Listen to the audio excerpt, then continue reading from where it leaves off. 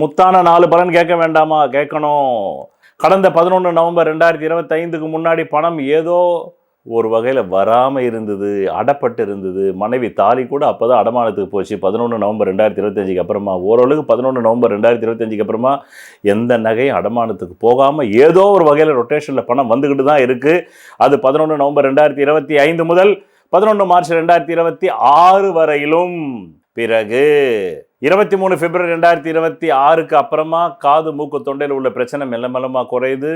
பிறகு அதே சமயத்தில் தைரியமும் குறையுது. அதுக்கு முன்னாடி தைரியமாவது இருந்தது. இப்போ 23 பிப்ரவரிக்கு அப்புறமா தைரியம் குறையுது. ஏதாவது காணி நிலமாவது வாங்கலாமா கடன் உடனப்பட்டுன்னு முயற்சி பண்ணுறீங்க. பல ரியல் எஸ்டேட்காரர்களுக்கு ஃபோன் அடிக்கிறீங்க. பிறகு அங்கிருந்து வாங்க 1 மார்ச் 2026க்கு அப்புறமா பணம் வருது.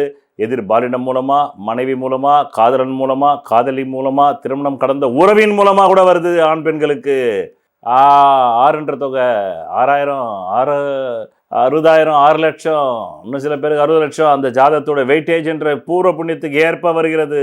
பூர்வ புண்ணியம் இல்லைன்னா ஒண்ணுமே வராது என்று கூறி பிறகு ஷேர் பிசினஸ், ஸ்பெகுலேஷன், கொடுக்கல் வாங்கல், லாட்ரி வாங்கினா அம்புட்டு காசும் போயிடும், வாங்கக்கூடாது என்று கூறி பிறகு இந்த மாதம் ஆரம்பிக்கும் போதே பலவிதமான மனசஞ்சலம், புத்தி சஞ்சலம் எல்லாம் இருந்தால் கூட 11 மார்ச் 2026க்கு பிறகு மெல்ல மெல்ல பணவரவு குறைகிறது. அந்த 11 மார்ச்சுக்கு முன்னாடி வரலும் இருந்த பணவரவு இப்போ 11 மார்ச் 2026க்கு அப்புறமா மெல்ல மெல்ல மெல்ல குறைந்து வந்து வருகிறது.